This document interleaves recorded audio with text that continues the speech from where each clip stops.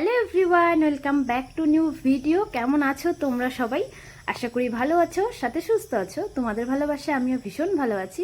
তো আজকে তোমাদের সাথে দুটো রেসিপি শেয়ার করছি। একটা হলো পটলের চোচা বাটা, আর একটা হলো পটল সর্ষে। আমরা পটল ভাপা বলো, পটল পোস্ত বলো, বা পটলের যেটাই করি না কেন, আমরা কিন্তু পটলটাকে এভাবে কেটে নিই, তারপরে যে চোচাটা থাকে ওটা কিন্তু ফেলে দিই। ওটা দিয়েও আজকে একটা রেসিপি দেখাবো। তো চলো ফার্স্টে শেয়ার করছি পটল সর্ষে। পটলটাকে চোচাটা ছিলে হলুদ আর নুন মাখিয়ে রেখেছি 15 মিনিট আগে, যাতে হলুদ আর নুনটা পটলের ভিতরে খুব সুন্দরভাবে ঢুকে যায়। আর সাইডটা কিন্তু দেখো আমি হালকা হালকা চাকু দিয়ে কেটেও নিয়েছি।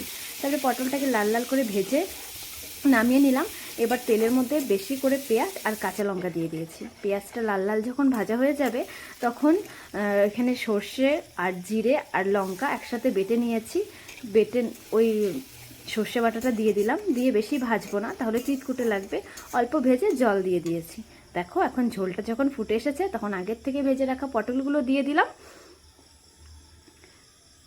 যেহেতু সর্ষে পটল, তো নামানোর আগে একটু কাঁচা তেলও দিয়ে দিয়েছি, তাতে খুব সুন্দর একটা স্মেল আসে।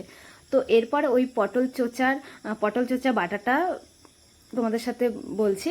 তো এখানে নিয়ে নিয়েছি পটলের চোচাগুলো, নিয়েছি পেঁয়াজ, শুকনা মাছ, কাঁচা লঙ্কা, একটু আদা কুচি, একটু রসুন কুচি নিয়ে সাদা তেলে কিন্তু খুব ভালো করে ভেজে নেব সব কিছু। একটু নুন আর একটু হলুদ দিয়ে, বেশি একটা হলুদ দেবো না, যেহেতু বাটা করব তো ওটা ভালো লাগবে না, মানে একটা কেমন স্মেল হয়, এর জন্য অল্প পরিমাণে দিয়ে হালকা হালকা করে ভেজে নিচ্ছি। নেওয়ার পরে যেহেতু পটলের চোচাটা একটু শক্ত শক্ত থাকে, তাই একটু জল দিয়ে সেদ্ধ করে নিচ্ছি। দেখো সেদ্ধ করে জলটা যখন শুকিয়ে গেল তখন হালকা করে ভেজে নিয়ে এবার মিক্সিতে আমি ঘুরিয়ে নিয়েছি। চাইলে তোমরা হাতেও বাটতে পারো, তবে আমি মিক্সিতেই করেছি। আর লাস্টে বাটার পরে একটু কাঁচা তেল দিয়ে মেখে নিলে রেডি পটলের চোচা বাটা।